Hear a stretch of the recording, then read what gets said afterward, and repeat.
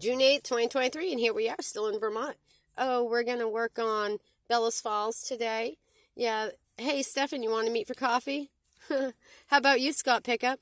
How about you, Gary Fox? Oh, Deb Wright, you're invited too.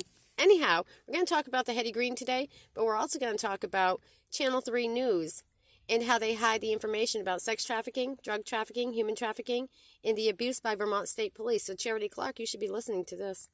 As we are all aware, every call is recorded when you talk to me unless I tell you otherwise. Please. This is Joe. Hi, Joe. How are you this morning? I'm all right. How are you? Great. Do you have any information on the state of Vermont and the human trafficking, sex trafficking that goes on out here? Nothing specific, no. Well, you're talking to a survivor. And Okay. what I have to tell you is this survivor has a missing daughter that's been reported, and it started at University of Vermont Hospital Medical Center when they wrongfully transported her to Portland, Maine Hospital, Maine Medical Center, after they drugged her with Haldol and ketamine, as she is a rape victim in a sexual assault case, April 30th, out of Derby Barracks. And as a result of that, all this information has been hidden since 2007, just like Melissa Jenkins when she was killed, and then her pictures got released onto Channel 3, and there was a major lawsuit. She happened to be a friend of mine. And noting that my daughter is missing, all this information's been hidden. So I called the FBI to find out what the status is on the report. Now, the FBI was noted to have been involved since February 10th of 2023. So when I called the FBI field office yesterday to find out, I spoke with the gentleman at length, and he said, I remember, I've heard that, I know that you spoke with somebody here. He said, and I can't find anything in the computer on you or your daughter. Noting that he can remember, he recalls the conversation and the incidents. It's quite concerning to the public as well as myself. I'm already aware why it's not in the system, okay? It's because it's a political disappearance and the situation is real. And I am the one that filed 87 billion plus multi-million against the government, right straight through to DC. Now, you can hear my YouTube channel and you can hear me conversating with the FBI yesterday, and you can hear that everything I'm telling you is factual and verifiable, and it's time that WCAX stops hiding the information. Charity Clark has charged 2 troopers with a beanbag toss. Unfortunately, the victim and plaintiff is deceased. No victim, no crime. Just like my daughter being in a disappearance. No victim, no crime, because Jeff Noyce goes to court in a couple weeks. And my daughter is a noted victim. I'm a witness and survivor and victim of Jeff Noyce. I'm the one that brought all the names forward in Island Pond. I brought the names forward February 10th, 2023 to a police department in Wilton, Maine, Sergeant Charles. And he said, as well as the town manager claims, that it was turned over to the FBI for further handling. But the FBI says, well, who are the agents? Do you remember?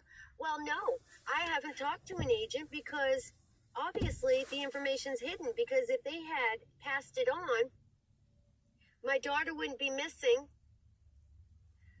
The FBI agents would have been in contact, and Jeffrey Noyce would be facing more criminal activity, as well as Vincent Aluzzi, because you see those FBI reports request investigation for homicide, attempted homicide against Vincent Aluzzi, TJ Donovan, Jeffrey Noyce, Northeast Kingdom Human Service, and DCF, as well as the BART Clinic and many others, due to the fact that my daughter is an epileptic patient and they were wrongfully medicating her, obviously trying to kill my daughter with a silencing technique. And the other thing that needs to be looked up, psychiatric political holds. Using the psych wards in the state of Vermont to silence people is a major situation and a major violation of people's human rights, disability rights, and all rights. And that's a technique that is being used in all the courts throughout the state of Vermont on a regular basis. If you look up the statistics of cases that go to court in the state of Vermont, women that are defendants against the state of Vermont, especially Vincent Luzzi in Essex, Guildhall County, and Orleans County, they face competency hearings. They get locked up in Rutland and Brattleboro.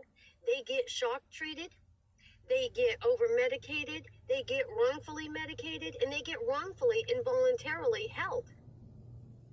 That was my daughter, and I'm going to give you a prime witness to contact.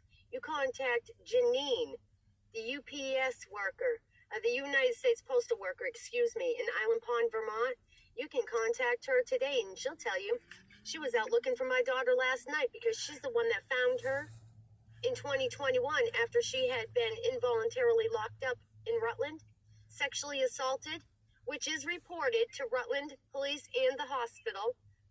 Again, on March 7th, okay, we had another lengthy conversation, Brianna, the hospital staff, and myself, and all that hidden information.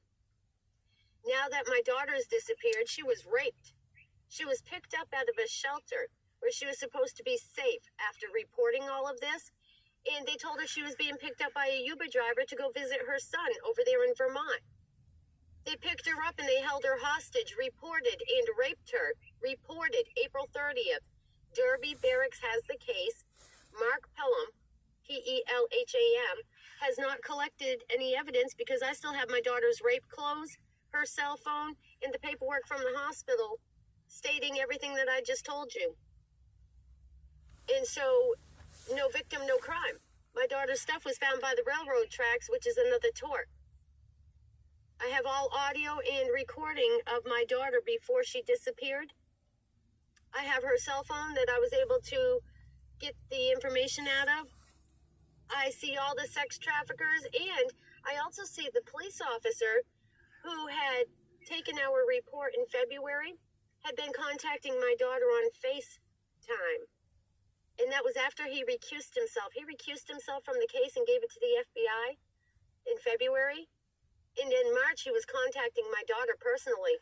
When I got his phone number and called him, he said, "Is this Bree?" All happy to hear from Bree, right? When I said it was me, he's like, "Oh, well, when was the last time I talked to Bree?" I said, "Why don't you tell me, Sergeant Charles?" And after that, I got proof, fact, and evidence. He changed his phone number real quick. Imagine that. I quickly to interrupt you. I'm sorry. I actually have to join it. And so, with that being said, Sergeant Charles, how many times did you try to lure my daughter, and where's my daughter at now?